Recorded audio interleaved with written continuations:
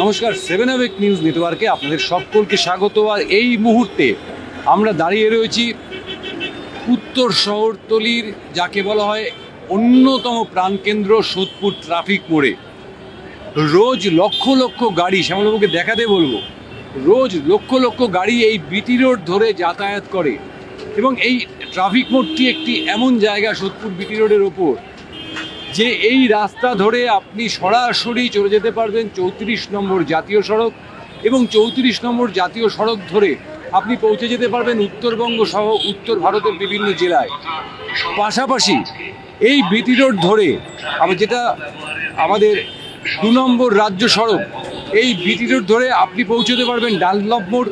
Dunlop মোড় থেকে ডান দিকে ঘুরে নিবেদিতা সেতু হয়ে আপনি পৌঁছতে পারবেন রাজ্যে সহ বহির্রাজ্যের বিভিন্ন জায়গায় এবং কলকাতায়। এই রকম একটা গুরুত্বপূর্ণ রাস্তা, সেই রাস্তার কি পরিস্থিতি এই মুহূর্তে?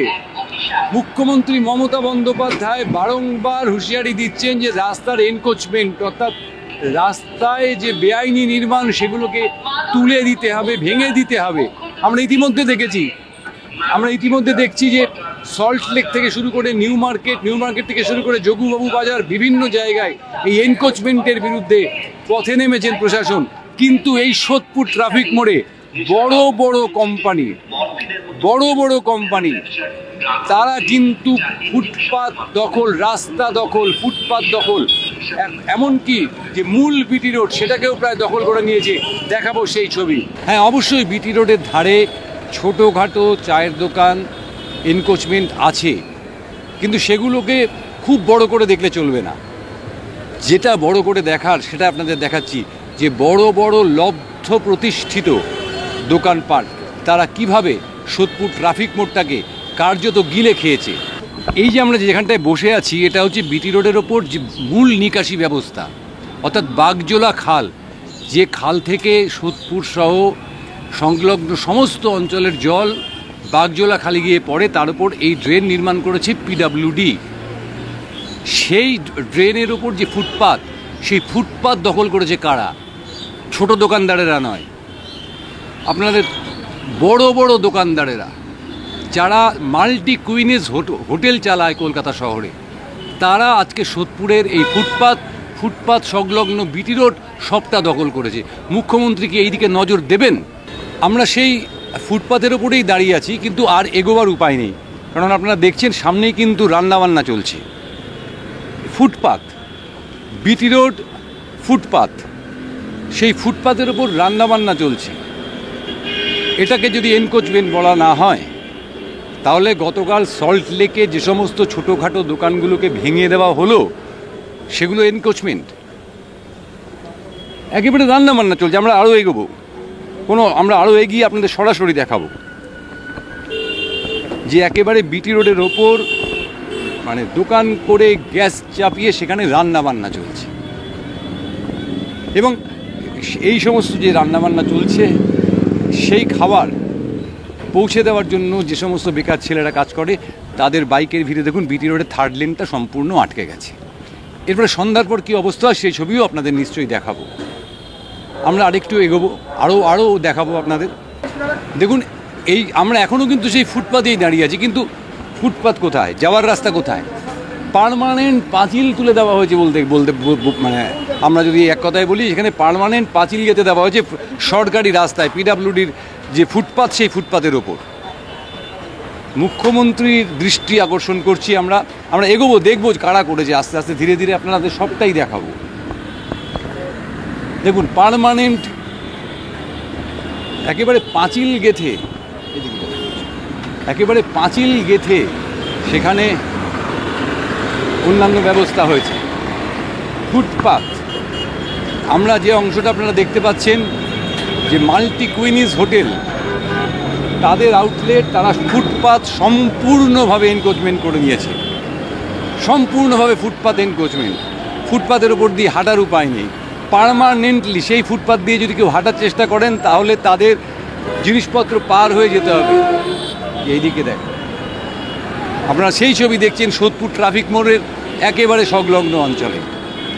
অত্যন্ত নামী সংস্থা, তাদের যথেষ্ট ক্ষমতা রয়েছে, আরও বড় করে দোকান বানানোর, আরও বড় জমি নিয়ে দোকান বানানোর, কিন্তু তারা পিডাব্লিউডির জমির ওপর সম্পূর্ণভাবে এই এনক্রোচমেন্ট করে রেখেছে। এর ফলে একদিকে যেমন পথচারীদের অসুবিধে হচ্ছে, পাশাপাশি নিকাশি ব্যবস্থা এ বর্ষায় যে কী পরিস্থিতি দাঁড়াবে সোদপুর পানিহাটির, সেটা কিন্তু আজকে প্রশ্নের মুখে।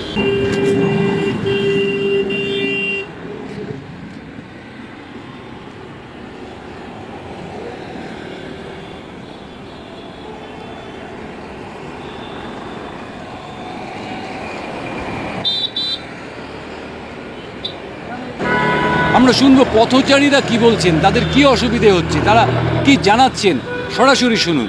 আপনার কি অসুবিধে হয়? অসুবিধা এখানে যেভাবে গাড়িগুলো আসছে বা করছে, এখানে পার্কিং করানো থাকে কিছু গাড়ি, এবার জোম্যাটো ইটি সব যে থাকে। ফুটপাত তো নাই। হ্যাঁ, ফুটপাত তো নাই। না, ফুটপাত নেই। ফুটপাতে এইটা তো আছে, কিন্তু ফুটপাত তো বন্ধ হয়ে গেছে।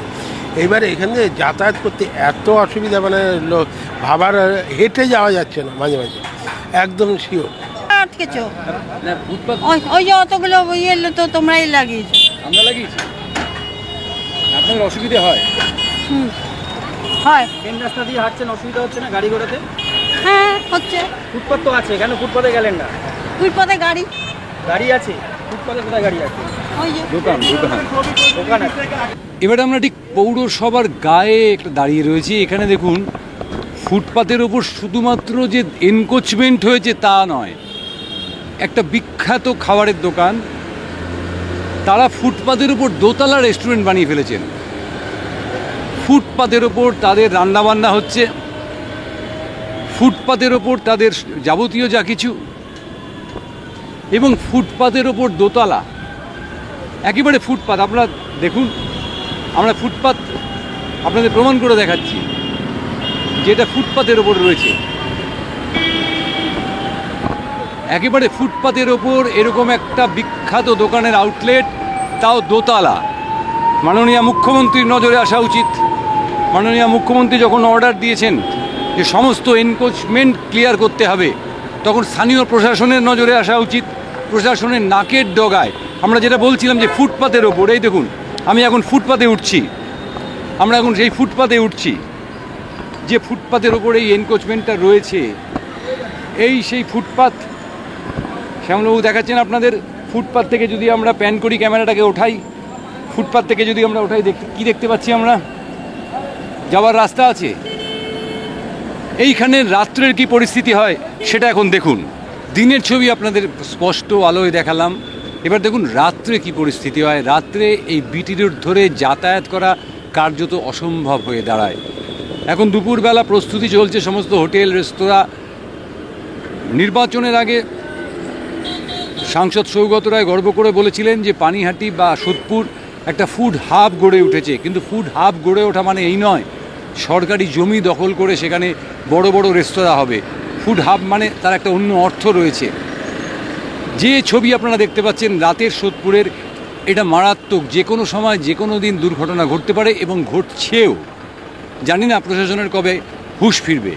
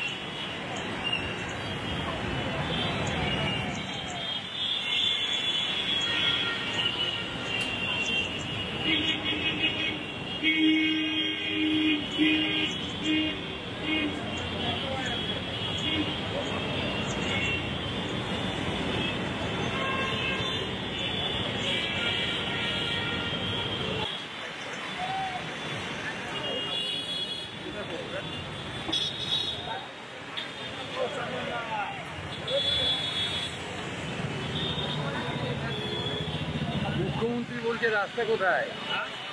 মুখ্যমন্ত্রী বলছে রাস্তা কোথায়? আমাদের এখানে তো রাস্তা বিক্রি হয়ে গেছে। এটা আসে না, ফুটের ওপর দোতলা দোকান। আর শীতের ওপর যদি দোতলা দোকান হয়,